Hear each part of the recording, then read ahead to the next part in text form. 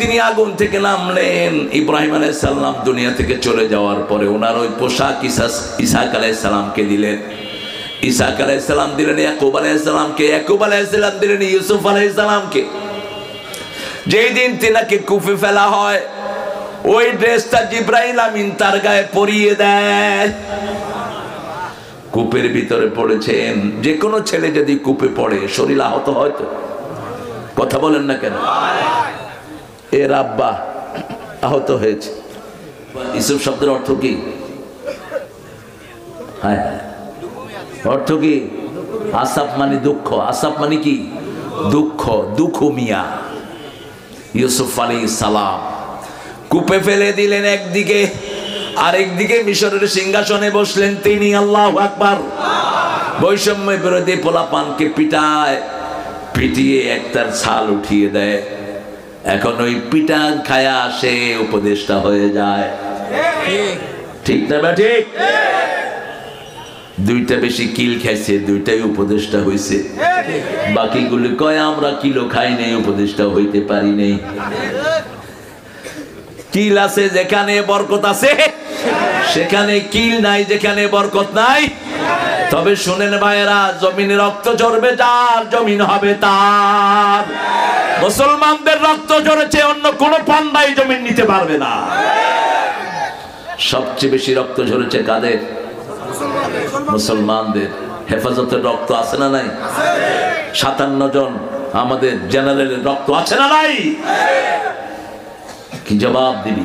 2000 বৈষম্য বিরোধীর শিশুর রক্ত আছে না নাই?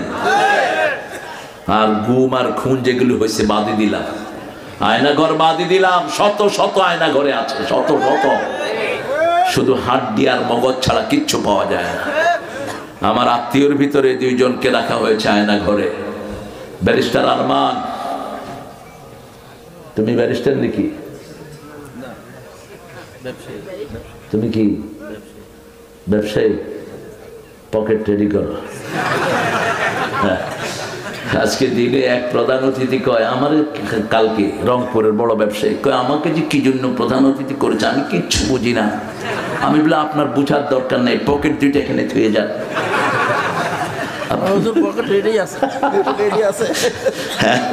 আসলে আমাদের এই প্রতিষ্ঠানগুলোতে এভাবেই চলে, ঠিক কিনা? আমাদের কোন সরকার ইসলাম বান্ধব আসেনি, একজনও না।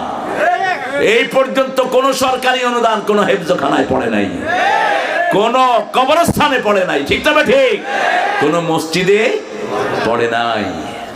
হ্যাঁ, আমাদের বিগত সরকার প্রত্যেক থানাতে একটা মডেল মসজিদ করেছেন। টাকা কোত্থেকে আসছে? টাকা ও আপনারা জানেন, দেখি এরা জানে তো, আলহামদুলিল্লাহ। কোত্থেকে আসছে? কত হাজার? 8,000। আরে বাপরে বাপ, কি নিউজ রাখে, ট্যালেন্টেড ম্যান। 8,000 কোটি টাকা আসছে। কয় হাজার কোটি টাকার মসজিদ বানাইছে? একটু ক্যালকুলেটর দিয়ে হিসাব করলে বের হয়ে যাবে। কারণ মসজিদে এখন ভয়ে মুসল্লি যায় না ভাঙ্গা পড়ে কিনা। কারণ এদের যা স্থাপনা আছে সব ভাঙ্গা ভাঙ্গা পড়ে, ঠিক না ঠিক? সব স্মার্ট বাংলাদেশ হয়ে যায়। গরিবের কিছু ঘর বানাইছে, একটাতেও গরিব থাকতে পারে না। আপনাদের পাবনাতে অবশ্যই এরকম ঘর নাই? আছে, ঘর আছে। আমরা স্বপ্ন দেখবো, বলবো কার কাছে? আল্লাহর কাছে। কত বড় আল্লাহর ওলি। স্বপ্ন বলবেন বড় আলেমের কাছে, যারা বুঝে এরকম আলেম। তবে স্বপ্নের একটা দোয়া আছে, এটা আমরা শিখে যাই, পড়েন খায়রুন লানা শাররুন লিআদাইনা, খায়রুন লানা শাররুন লিআদাইনা। এটার বাংলা হলো ভালোটা আমাদের জন্য, খারাপটা ইসলামের দুশমনের জন্য। রাসূল বলছেন যখনই কোনো স্বপ্ন দেখে খারাপ লাগবে, স্বপ্ন ভালো দেখি নেই, উঠেই বাম দিকে 3 বার থুতু ফেলে দেন, আবার কপ দিয়ে আরেকজনকে ভিজায় দিয়ে দেন। শুনে একটা করে আরেকটা। রাসূল যখন কাউকে ঘুম থেকে উঠাতেন এরকম আঙ্গুল চুবায়া পানিতে হালকা করে এরকম লাগাইতেন। আর আমাদের এগুলো মগের পানি মুখে ঢেলে দেয়। জোরে চিৎকার করে কাউকে উঠাবেন না, হার্ট অ্যাটাক করবে। সুন্নার খেলাফ। যেই করে বাচ্চারা ঘুমায় জোরে আওয়াজ করবেন না, কারণ রুটা শরীরের বাইরে থাকে, যে কোনো সময় কোলাপস হয়ে যেতে পারে। এই জন্য ঘুম থেকে রাসূল সাল্লাল্লাহু আলাইহি ওয়াসাল্লাম যখন উঠাতেন আস্তে করে এই সাইডে এরকম করতেন, অথবা পায়ের ওখানে হালকা পানি দিয়ে ভিজে একটু লাগিয়ে দিতেন যাতে খুব বেশি জরব না পায়। সব কিছুর নিয়ম আছে। আপনি বাম দিকে থুতু ফেলবেন আর পড়বেন আউযু বিল্লাহি মিনাশ শাইতানির, নাস ফালাক পড়ে নিজেকে ফু দিবেন, আপনাকে হেফাজত করে দিবেন কে? অথবা রাত্রে যদি খারাপ স্বপ্ন দেখে ঘুম থেকে কেঁদে ওঠেন, সাথে সাথে আপনার সাইড চেঞ্জ করবেন, সাইড চেঞ্জ করে পড়েন কুল হুয়াল্লাহু, কুল আউযু বিরাব্বিল, কুল আউযু বিরাব্বিন নাস, এগুলো পড়ে ফু দেন, আপনাকে হেফাজত করে দিবেন কে? আর যখন ভালো স্বপ্ন দেখেন, যেমন স্বপ্ন দেখছেন আপনি কাবা করে দিয়েছেন, হজ করছেন, এই স্বপ্নটা দেখেই পড়বেন আলহামদুলিল্লাহি রাব্বিল। আপনি স্বপ্ন দেখছেন আপনি প্লেনে উঠছেন, তার মানে হলো আপনার মর্যাদা আল্লাহ বাড়িয়ে দিবেন। আপনি স্বপ্ন দেখছেন ঘোড়ায় চড়ে আপনি সফর করছেন, আপনার মর্যাদা বাড়িয়ে যাবে। কাউকে শেয়ার করবেন না, তবে যদি ভালো আলেম পান। আমাদের দেশে এক আলেম নিজের স্বপ্ন বলে 3 বছর জেল কাটছে। কয় বছর? কোন আলেম? হয়তো সবাই চিনে, আমার সম্পর্কে আত্মীয় হয়। আমি বললাম তুমি স্বপ্নটা বলতে গেলা কেন মামা? আল্লাহ নবীদের ছেলেদেরকে নবী বলছেন, নবীরা ছেলেরাও স্বপ্ন বহন করার ক্ষমতা রাখে না। লা তাকসুস রুয়াকা ইলা ইখওয়াতিক, তোমার ভাইদেরকে স্বপ্ন বলো না, সে তোমার বিরুদ্ধে ষড়যন্ত্র করবে। ইন্নাহুম ইয়াকিদুনা কাইদা ওয়া আকিদু কাইদা ফামাহিলিল কাফিরিনা আমহিলহুম রুয়াইদা। কাফেররা আমাদের বিরুদ্ধে ষড়যন্ত্র করে, আল্লাহ বলেন ওদেরকে আমার হাতে ছেড়ে দাও, আমি ওদের জন্য যথেষ্ট। 5ই আগস্টের বিজয় আমাদেরকে দান করেছেন কে? আল্লাহ। এটা আল্লাহর রহমত ছাড়া কোনোভাবেই সম্ভব হতো না, কোনোভাবেই না, কোনোভাবেই না। এমন মানুষ আল্লাহ বাড়িয়ে দিন। আল্লাহ ওয়াদা করেছেন সূরা আনফাল, ইন ইয়াকুনা ইশরুনা সাবিরুনা ইয়াগলিবু মিয়াতাইন, তোমাদের মধ্যে যদি 20 জন ধৈর্যশীল মুসলমান হও, আমি 200 কাফেরের উপর বিজয় দান করে দেব। যেদিকে তাকিয়েছে শুধু মানুষ আর মানুষ, শুধু মানুষ আর মানুষ। আর্মির হেড ওয়াকারকে নিয়ে গেছে, ওয়াকার হলো গোলাম আজম সাহেবের ছেলে, যে আমান আদমি তার ডাইরেক্ট ছাত্র। তাকে বলছে এই ওয়াকার গুলি কর। ওয়াকার বলছে আমার কাছে এত গুলি নেই। বলছে তুই যদি গুলি না করস তোর খুলি উল্টিয়ে ফেলবে। গণভবনের রয়ের কিছু সদস্য ছিলেন। ওয়াকার ঠান্ডা মাথায় বললেন, ম্যাডাম আমার খুলি যদি উল্টিয়ে ফেলেন আমার সৈন্যরা আপনাকে ক্ষমা করবে না।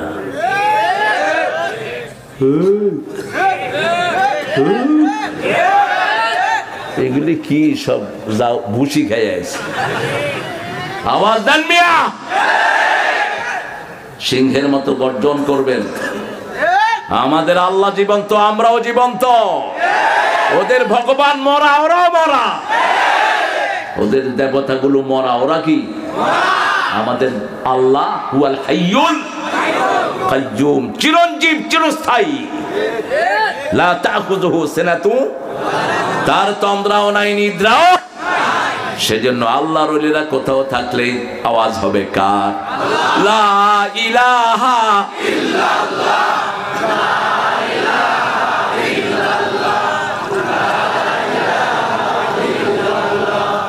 লা ইলাহা ইল্লাল্লাহু সাল্লাল্লাহু আলাইহি ওয়াসাল্লাম। আপনার উপরে যত বিপদই আসে আপনি ধৈর্য ধরবেন। ইন্না মাআল উসরি ইউসরা, প্রত্যেক বিপদের সাথে একটা সহজতা দান করেন কে? প্রত্যেক কঠিনতার সাথে সহজতা দান করেন কে? সেই জন্য গত 17 বছর আলেমদের জন্য ছিল বড় ক্ষতির কারণ। এখন তাদেরকে সুন্দর সময় দান করেছেন কে? আমি 5 বছর দেশে থাকতে পারিনি। জাকির নায়কের পিস টিভি বন্ধ করে দেয়া হয়েছে। আর এক হুজুরে নিয়ে ল্যাংটা করে পিটেছে। এই হুজুরে দোয়া করছে, আল্লাহ আমারে যেভাবে ল্যাংটা করছে ওরে জাতির সামনে তুমি ল্যাংটা করে দিও। দোয়া কবুল হয়েছে তো? হয়েছে তো? চাইবেন কার কাছে?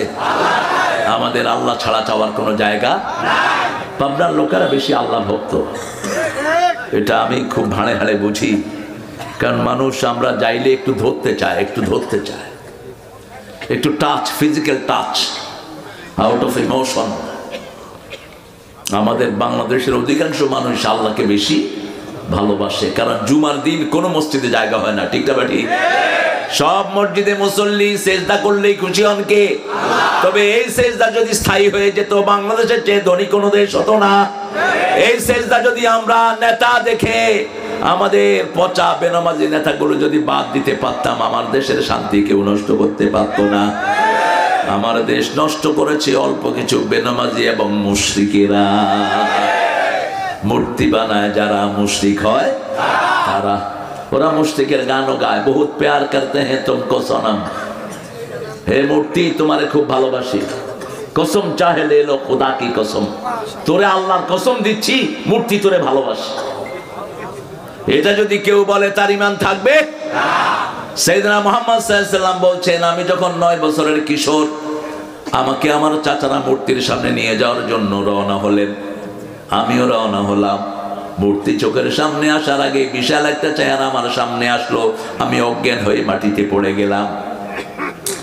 নবী হওয়ার পরে তিনি বলছেন, ওই চেহারা ছিল জিবরাইল আমিনের চেহারা। তিনি বললেন, আমি জীবনে কোনো মূর্তির সামনে যাইনি। মা খাদিজা বলছেন, আমিও যাইনি। আবু বকর রাদিয়াল্লাহু আনহু বলছেন, আমিও যাইনি। আপনারা কেন যান? কেন যান মূর্তির সামনে? হিন্দু ভাইয়েরা যায়, ওদের কোনো রেফারেন্স নাই, কারণ ওরা ওদের কিতাবগুলো পড়ে না। তোমরা কি দেখছো? তোমারে কি দেখাচ্ছে ছেলে? আমরা আজকে একটা ওয়াদা নেব, আমরা নবীর আদর্শ ফলো করব, রাজি আছি তো? ইউসুফ আলাইহিস সালামকে ফুসলিয়েছিল একটা মহিলা, কি নাম? কি নাম? এখন তোমরা কেন ইন্টারনেটে মেয়েদের প্রেমে পড়ো? কেন তোমরা যুবকেরা মেয়েদের স্কুলের সামনে গিয়ে দাঁড়িয়ে থাকো? কেন এক একটা যুবকের 7-8টা মেয়ের সাথে সম্পর্ক? তুমি মনে করেছো তুমি গোপনে সারবা, কিন্তু তোমার সবকিছু জানেন কে? ইয়ালামু খাইনাতাল আ'য়ুনি ওয়া মা তুখফিস সুদূর। তোমার মন কি লুকায়, চোখ কি লুকায়, সব জানেন কে? আল্লাহ জানেন। ইয়ালামু মা বাইনা আইদিহিম ওয়া মা খালফাহুম, সামনে কি পিছনে কি সব জানেন কে? শুধু আল্লাহ জানেন না। 5 জন সাক্ষী কয়জন? প্রথম সাক্ষী হলো তোমার হাত পা, দ্বিতীয় সাক্ষী হলো মাটি, তৃতীয় সাক্ষী হলো কেরামান কাতিবিন, চতুর্থ সাক্ষী জনগণ। বাংলাদেশের এক ইউনিভার্সিটির একটা ছেলে 100টা মেয়ের জীবন নষ্ট করেছে, আমরা তার সাক্ষী, ঠিক না ঠিক? কথা বলেন। একটা মানুষ 1000 কোটি টাকার মূর্তি বানিয়েছে, আমরা তার সাক্ষী। চূড়ান্ত সাক্ষীকে আরো জোরে বলেন। এই যে মাটিতে বসে আছেন, মাটি সাক্ষী দিবে কিয়ামতের ময়দানে। এই মাটির উপরে বসে বসে ইউসুফ আলাইহিস সালামের সূরা পড়েছে, এই মাটিতে বসে বসে কোরআনের তাফসীর শুনেছে, আল্লাহ মাফ করে দেন। আবার যারা এই মাটিতে গম চুরি করেছে তাদের কথাও কোরআনে আছে না নাই? সূরা হজের ভিতরে আল্লাহ বলেন, ইয়াহমিলুনা আওজারহুম আলা যুহুরিহিম, চুরির মাল যারা যারা চুরি করেছো সব তাদের ঘাড়ে উঠিয়ে দেয়া হবে। মানুষ যখন কোন জিনিস নেয়, কিসে করে নেয়? জোরে বলে। বড় বোঝা কিসে নেয়? ঘাড়ে। আল্লাহ বলছেন, যা চুরি করেছো সব ঘাড়ে উঠায় দেয়। সাহাবায়ে কেরাম বলেন, এত ছোট ঘাড়, এত বিরাট বোঝা কেমনে নিবে?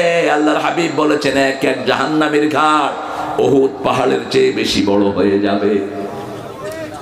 এই ঘাড়ের উপরে সব বাহন উঠে যাবে।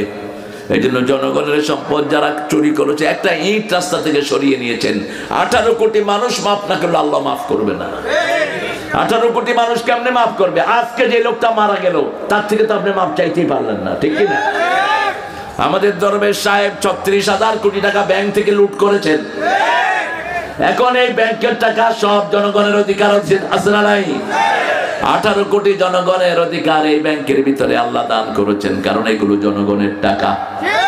ইসলাম 1,26,000 কোটি টাকা 2 ব্যাংক থেকে লুট করেছে। এই সব জনগণ যদি মাফ না করে আল্লাহ মাফ করবে? আজকে যিনি মারা গেলেন তার কাছে মাফ চাইবে কেমনে? ওই কিয়ামতের ময়দানে সে যা চাইবে তা দিয়ে দিতে হবে। এই জন্য রাসূল বলছেন তাদরুনা মানিল মুফলিস, তোমরা কি জানো সবচেয়ে নিঃস্ব কে? সাহাবায়ে কেরাম বললেন যার টাকা পয়সা নাই সে নিঃস্ব। রাসূল বললেন না, আল মুফলিসুল হাকিকি, অ্যাকচুয়াল পুয়ারেস্ট ম্যান, আসল নিঃস্ব হলো দুনিয়া ভর্তি সওয়াব নিয়ে যাবে। যেমন আমাদের বিগত প্রধানমন্ত্রী সওয়াব কিন্তু কম না, কথা কন না কেন? সেটা তো পড়তেনি, আমরা ধরলাম তাহাজ্জুদ পড়তেন, কিন্তু মসজিদ যে বানাইছে এটা সওয়াবের কাজ না? প্রত্যেক মসজিদে যদি 10 জন লোক নামাজ পড়ে, আপনারা চিন্তা করেন তো 556টা থানা। আচ্ছা, মরে গেল সদকা জারিয়া, আসতে কও বেটা। এখন আল্লাহ বলছেন এই যে সওয়াবের ভান্ড নিয়ে গেল, সাথে থাকবে পাওনাদারের ভান্ড। 2000 শিশুকে হত্যা করেছে। প্রথম সাইদ গিয়ে বলবে আল্লাহ এই বেডির নির্দেশে পুলিশ আমারে গুলি করেছে। আল্লাহ বলবেন সাইদ তুই কি চাস? কারণ রাসূল বলেছেন প্রথম হিসাব হবে নামাজের, কিন্তু বিচার শুরু হবে রক্তের। বিচার শুরু হবে কিসের? রক্তের। যতগুলো জজ অফিসে বসে বসে জজগিরি করস, সবগুলো আসামির কাজ গড়ায় দাঁড়াবি কিয়ামতের ময়দানে।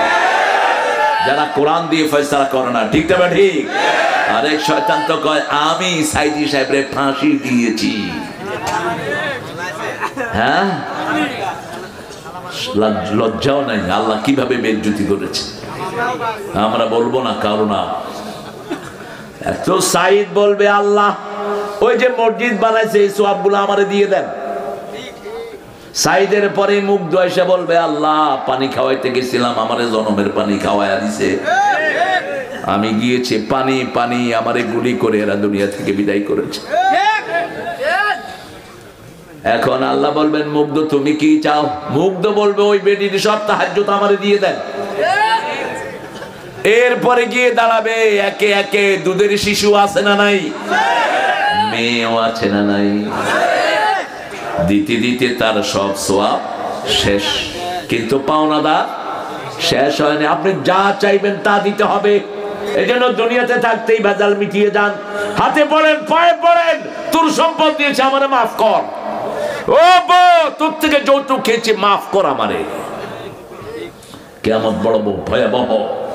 দিবি যদি বলে এই পান্ডাটা আমার থেকে যৌতুক খেয়েছে, তোর জান্নাতে যাওয়া কোনোভাবেই সম্ভব হবে না যতক্ষণ পর্যন্ত ওই মেয়ে তোকে মাফ না করে দেয়। সেদিন একটা সওয়াবের জন্য পিতা মাতা বলবে আমার সম্পদ সন্তান সন্ততি সব নিয়ে যাও, আমাকে একটা সওয়াব দাও, হবে না। লা ইয়ানফাউ মালু ওয়ালা বানিন ইল্লা মান আতাল্লাহ বিকলবিন সালিম। আল্লাহ বলছেন সম্পদ সন্ততি কোনো কাজে আসবে না, কাজে আসবে শুধু আল্লাহর জন্য প্রশান্ত একটা অন্তর। আমার পুলিশ ভাইয়েরা চলে যাচ্ছে, একটু খাওয়া দাওয়া দিছো তো তোমরা? এই ভাইরা দোয়া করবেন আপনাদের। থ্যাংক ইউ, থ্যাংক ইউ, শুক্রিয়া। অনেক কষ্ট করে আমার ভাইয়েরা, আল্লাহ ওনাদেরকে মাফ করে দিক। এই বেটা হা হা হা করস কে? পুলিশের মধ্যে ভালো লোক আছে না নাই? অনেক আছে, এরা তো এতদিন কথা বলতে পারে নাই। অনেক ভালো মানুষ এখনো পুলিশের মধ্যে আছে। কালকে একজন ওসি এসে আমার পাশে বসলেন, আমি বললাম ধরতে না শুনতে? কয় শুনতে শুনতে। আরে ঠিক আছে ঠিক আছে, বসো বসো। হ্যাঁ, সব সম্পদ শেষ, এখন পাওনাদার শেষ হয়নি। ছোট্ট শিশু, হিন্দুর শিশু, ঢাকাতে ছাদের উপর ঘুরতেছিল, হিন্দু